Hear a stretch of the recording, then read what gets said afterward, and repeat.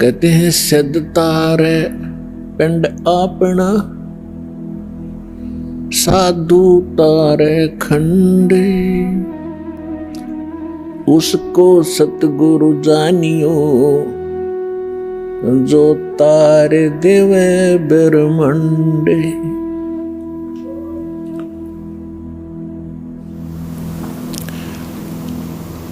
के सिद्ध साधक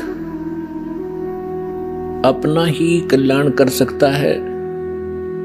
परमात्मा से परिचित जो संत हुए हैं वो कुछ एक डिवीजन को, खंड को,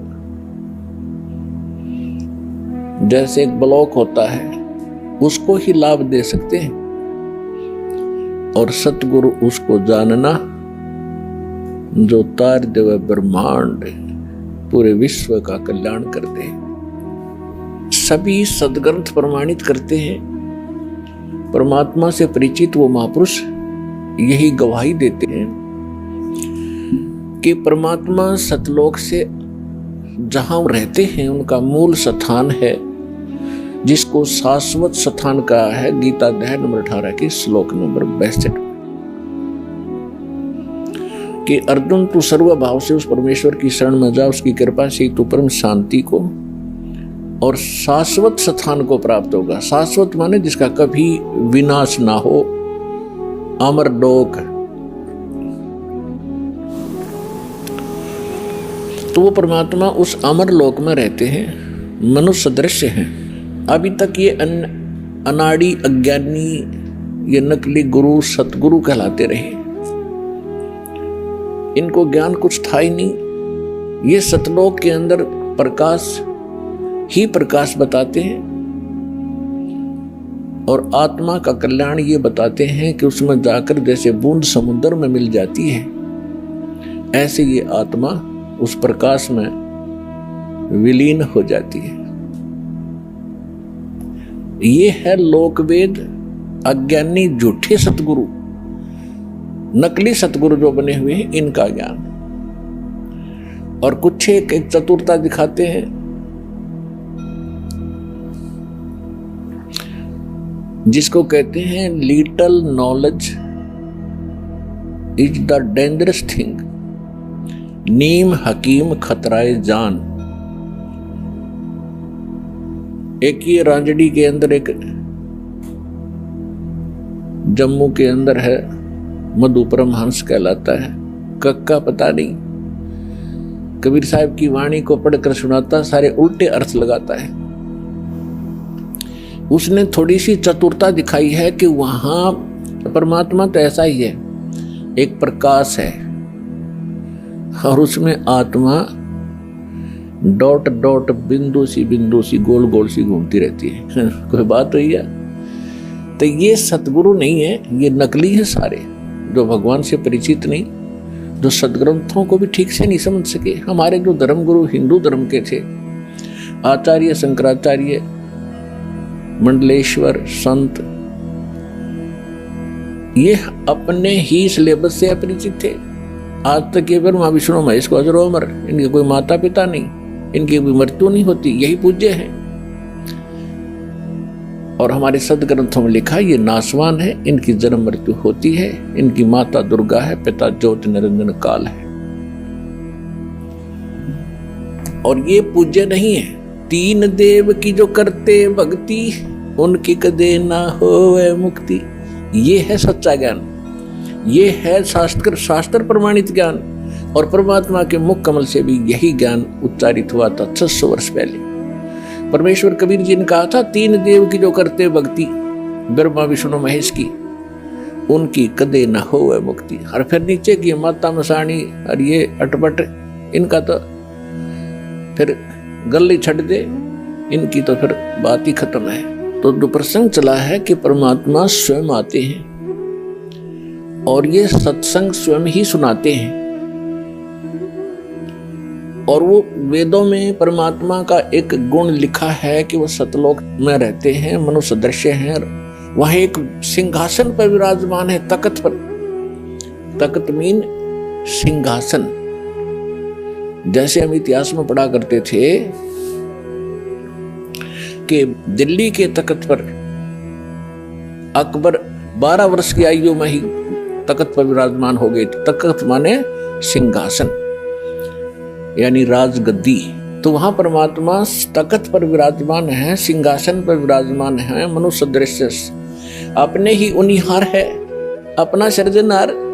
महापुरुषों ने जिनको भगवान मिले हैं, जो जिन महापुरुषों के हृदय कर दास नाम गिनाता है, उनके शुभ नाम आपको सुनाता है। फिर सुना देता हूं क्योंकि महापुरुषों के नाम लेने से पुण्य लगते हैं। आदरणीय मुल्कदास साहिब जी को, आदरणीय धर्मदास साहिब जी को, आदरणीय मुल्कदास साहिब जी को, आदरणीय नानक साहिब जी को, सिख धर्म के प्रवर्तक को,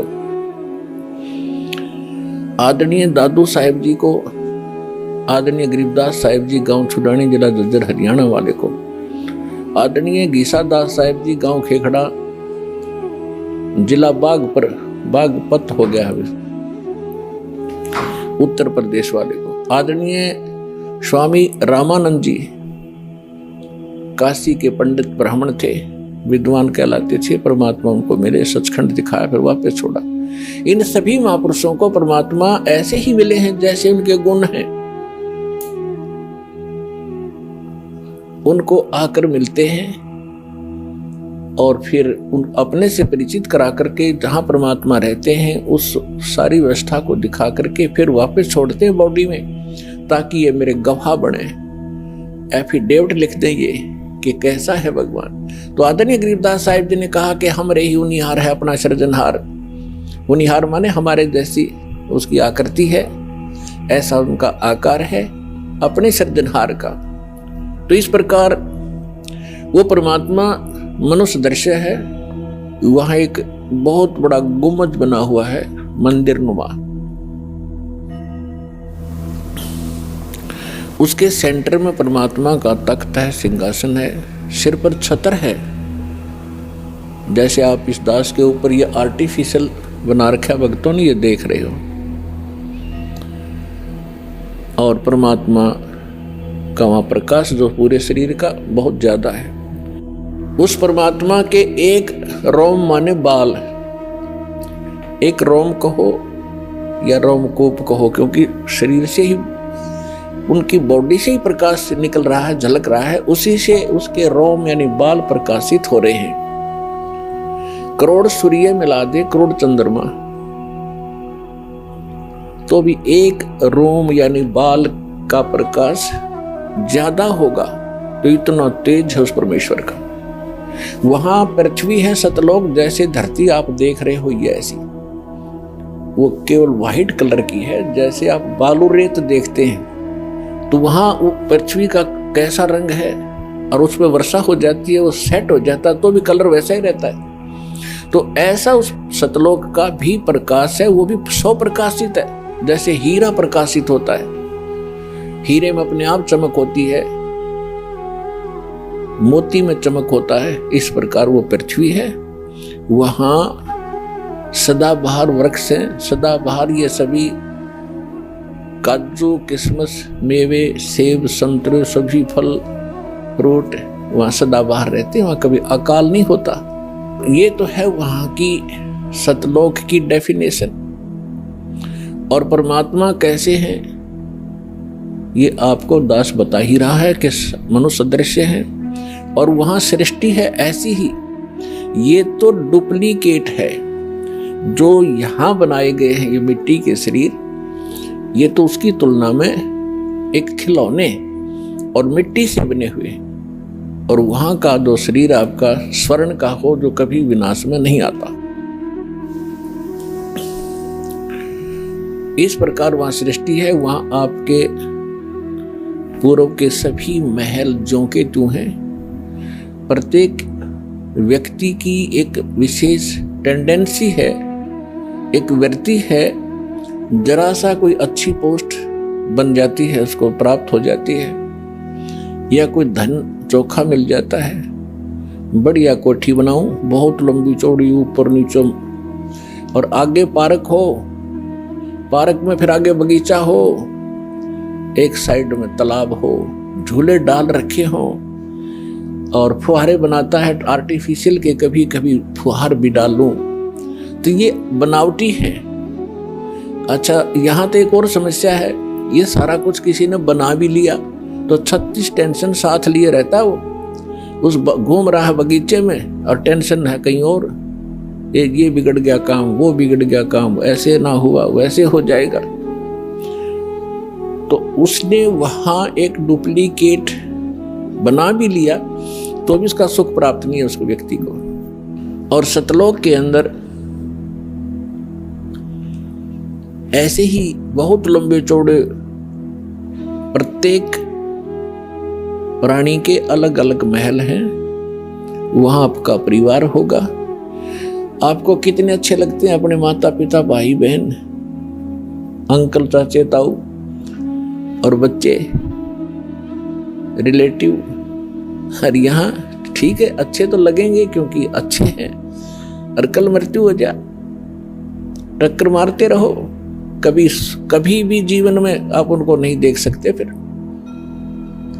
तो ये अच्छा लगते हुए भी व्यर्थ है, और वहां जाओगे आपके सारे सुख होंगे, वहां कभी मृत्यु नहीं होगी।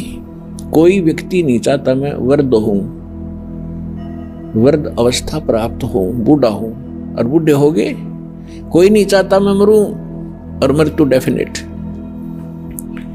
तो ऐसी धारणा क्यों आपकी? क्योंकि आप पहले ऐसे लोक में रहते थे जहां ना वृद्ध अवस्था है और मृत्यु नहीं है। वहां ये 5 तत्वों का बना हुआ पुतला नहीं है, इसमें कभी बीपी हाई है, कभी लो है, कभी राग खींच रहा है, कभी द्वेष। राग द्वेष वहां होता है जहां समानता नहीं होती, और वहां समानता है एक परमात्मा को छोड़कर। सबके एक जैसे बॉडी है, एक जैसा सबके महल हैं, एक जैसा खान पान है, कोई उसमें अंतर नहीं और कोई अभाव नहीं किसी वस्तु का। तो राग द्वेष और इस तरह के जो रोग होते हैं ये किसी त्रुटि के कारण होते हैं। तो आप जी उस स्थान को छोड़कर गलती से यहां आ चुके हो, और यहां आपका कोई ठिकाना नहीं। जिन महापुरुषों को परमात्मा मिले उन्होंने बताया है, आगे गए ना बावड़े, बावड़े माने वापस नहीं आए। पहले जो चले गए उन्होंने आकर बताया नहीं हमारे साथ क्या बीती, और रहते भी सब जाही, बिन साहेब की बंदगी कहीं ठोर ठिकाना नहीं।